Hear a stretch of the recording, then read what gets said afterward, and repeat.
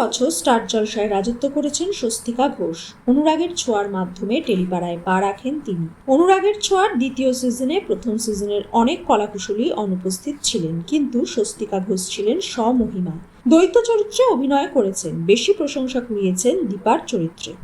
ধারাবাহিক শেষ হয়েছে কয়েক মাস হলো। এরপরেই দীপার খোলস ছেড়ে নতুন ভূমিকায় ফিরছেন তিনি। জি বাংলায় আসছে অন্নপূর্ণা লক্ষ্মীরা। জলসার পর জি বাংলাতে পা দিলেন, তাই স্টার জলসা পরিবার অ্যাওয়ার্ডেও দেখা যায়নি তাকে। অনুরাগের ছোঁয়া শেষ হওয়ার পর বেনারস বেড়াতে গেছিলেন, বেশ কিছু ছবিও দেন।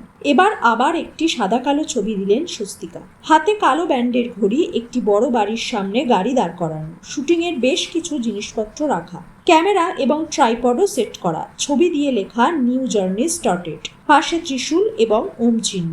জানা গেছিল খুব তাড়াতাড়ি নতুন ধারাবাহিকের শুটিং আরম্ভ হবে।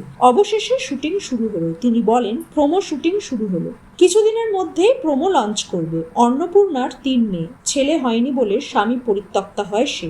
ভাতের হোটেল চালিয়ে মেয়েদের বড় করে। স্বস্তিকা ছাড়াও আছেন ঈপ্সিতা মুখোপাধ্যায়। স্বস্তিকার নায়ক সৌম্যদীপ জি বাংলার জগদ্ধাত্রীতে নায়কের ভূমিকায় ছিলেন।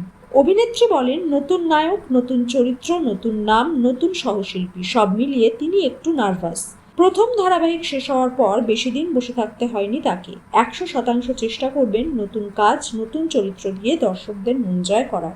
অন্নপূর্ণার চরিত্রে সোমা বন্দ্যোপাধ্যায়। মাঝে মাঝে দেখা যায় নতুন সিরিয়াল শুরু হওয়ার আগে গল্পের নাম বদলে যায়। এক্ষেত্রে এখনো তেমন কোনো খবর নেই। এপ্রিল থেকেই শুরু হবে অন্নপূর্ণা লক্ষ্মীরা। জি বাংলার পাইপলাইনে আছে আরও 2টি নতুন সিরিয়াল।